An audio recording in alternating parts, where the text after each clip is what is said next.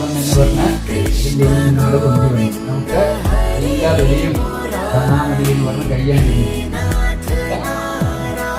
എല്ലാവർക്കും അത്ഭുതമായി. ഇന്നേ വരെ അഗ്നിയിൽ ഇന്ദ്രായുസ്വാമിയെ ഓർമ്മിച്ചാൽ ഒരു തുള്ളി പോലും ദേവേന്ദ്രൻ നേരിട്ട് വന്നാൽ ഒരു ഇട പോലും സ്വീകരിക്കാനില്ല.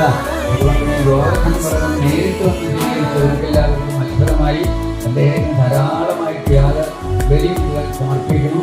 അതെല്ലാം കഴിച്ചതിന് ശേഷം ആ ഗോവർദ്ധന പർവ്വതം പറഞ്ഞു, നമുക്ക് വളരെയേറെ സന്തോഷമായിട്ടുണ്ട്, നിങ്ങൾക്ക് എന്ത് ബുദ്ധിമുട്ടുണ്ടായാലും എന്ന് പറഞ്ഞ് ദേവേന്ദ്രൻ പ്രളയകാലത്ത് വർഷിക്കുന്ന മേഘങ്ങൾക്ക് എന്ത് കൽപ്പന കൊടുക്കുന്നു.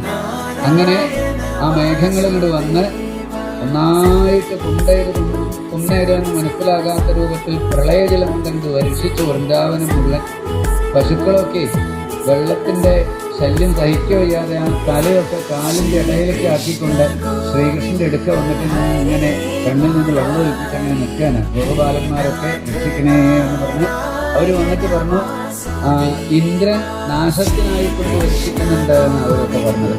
ഭഗവാൻ തീർച്ചയാക്കി അത് ശരി തന്നെയാണ്. ഇന്ദ്രൻ പ്രായമായവർക്കും എല്ലാവർക്കും ഭക്ഷണം ധാരാളം ബ്രാഹ്മണർക്ക് ദക്ഷിണൊക്കെ ധാരാളം കൊടുത്തു, പശുക്കളെ ധാരാളം ഭക്ഷണം കൊടുത്തു. എന്നിട്ടില്ല, ഒരു 10-40 പേര് നല്ല ചെറുപ്പക്കാര്, നല്ല ക്ഷമയുള്ളതായിരിക്കുന്ന ആൾക്കാര്, അവരെ ഭക്ഷണം കഴിക്കാതെ നിർത്തി. അവർ ഈ ബലി സാധനങ്ങളൊക്കെ എടുത്ത് ഗോവർദ്ധന പർവ്വതത്തിൻ്റെ സമീപത്തേക്ക് അങ്ങോട്ട് പോയി. അവിടെ ചെന്ന് ഇനി എങ്ങനെയാണ് കൃഷ്ണ യാഗം ചെയ്യേണ്ടത് ഗോവർദ്ധന പർവ്വതത്തിന്? സാധാരണയാണെന്നുണ്ടെങ്കിൽ അഗ്നിയിൽ ഹോമം ചെയ്യുകയൊക്കെയാണ് പതിവ്. ഇതിപ്പോൾ എങ്ങനെയാണ് വേണ്ടത് എന്നൊക്കെയാണ് ചോദിച്ചപ്പോൾ പറഞ്ഞു, ഒന്നും തീയൊന്നും വേണ്ട, ഞാൻ പറഞ്ഞത് അച്ഛനങ്ങോട്ട് ഏറ്റു പറഞ്ഞാൽ മതി എന്ന് പറഞ്ഞു.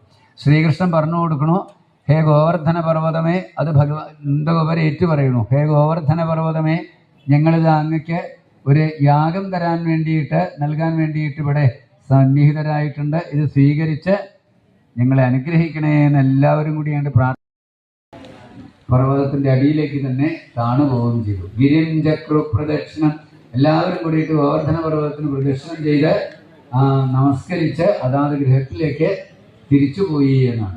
ദേവേന്ദ്രനെ ഈ വിവരം മനസ്സിലാക്കി ഒരു സാധാരണ